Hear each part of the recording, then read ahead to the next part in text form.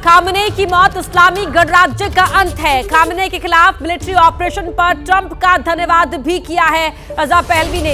ईरानी लोगों ने आजादी के लिए भारी कीमत चुकाई। रजा पहलवी ने कहा कि ईरानी फोर्स से अपील है कि वो ढहते शासन को छोड़ दें और जनता के साथ मिलकर एक स्वतंत्र ईरान की ओर शांतिपूर्ण परिवर्तन में शामिल हो। पहलवी ने ईरानियों से सतर्क रहने को भी और बड़े पैमाने पर सड़क पर प्रदर्शन के लिए तैयार रहने का आह्वान भी किया है। विशाल, जो ये आह्वान पहलवी की ओर से किया गया है उसके मायने क्या हैं और जिस तरह से अभी भी जो वहां पर हालात बने हुए हैं, खामेनेई की मौत के बाद 40 दिन का राजकीय शोक का ऐलान, लेकिन अब चीजें किस तरह से आगे बढ़ेंगी?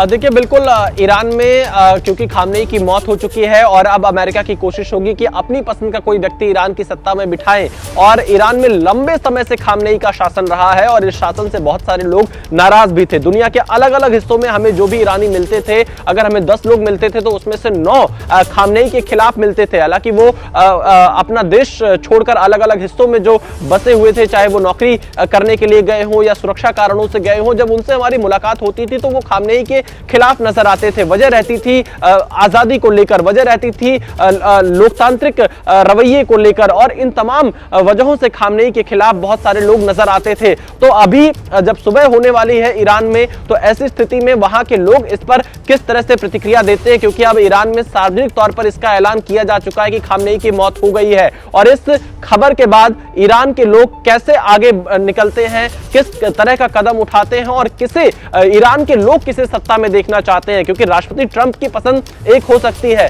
लेकिन ईरान के लोगों की पसंद कौन होगा? क्या वो रजा पहलवी होंगे या फिर कोई और होगा? यह देखना बहुत महत्वपूर्ण होगा। लेकिन खामेनेई के शासन का अंत आखिरकार अमेरिका ने ईरान के अंदर कर दिया है और ईरान के लोग अब अपनी पसंद से किसे ईरान में बिठाना चाहते हैं, यह देखना काफी महत्वपूर्ण होगा। ईरान की मिलिट्री क्या इन हमलों के बाद मानती है, सरेंडर करती है, रुकती है, हमले रोकती है या नहीं रोकती है, यह देखना महत्वपूर्ण होगा। लेकिन अभी तक तो तेल अवीव पर इजराइल की तरफ कोई अलर्ट जारी नहीं हुआ है। यह कहा जा सकता है कि बीते 3 घंटों से ईरान की तरफ से इजराइल की ओर हमले रुके हुए हैं। उल्टा इजराइल और अमेरिका ईरान के सैन्य ठिकानों को निशाना बना रहे हैं। बीते 1 घंटे से अमेरिका और इजराइल की संयुक्त कार्रवाई ईरान के अलग अलग सैन्य ठिकानों पर जारी है, पश्चिम ईरान और मध्य ईरान में। तो कहा यह जा सकता है कि आज का दिन काफी महत्वपूर्ण होगा। राष्ट्रपति ट्रंप अपने पत्ते और ज्यादा खोल सकते हैं। एक बार फिर से मैं ये कह रहा हूं कि क्या खामेनेई की टीम में या खामेनेई के शासन में कुछ ऐसे लोग हैं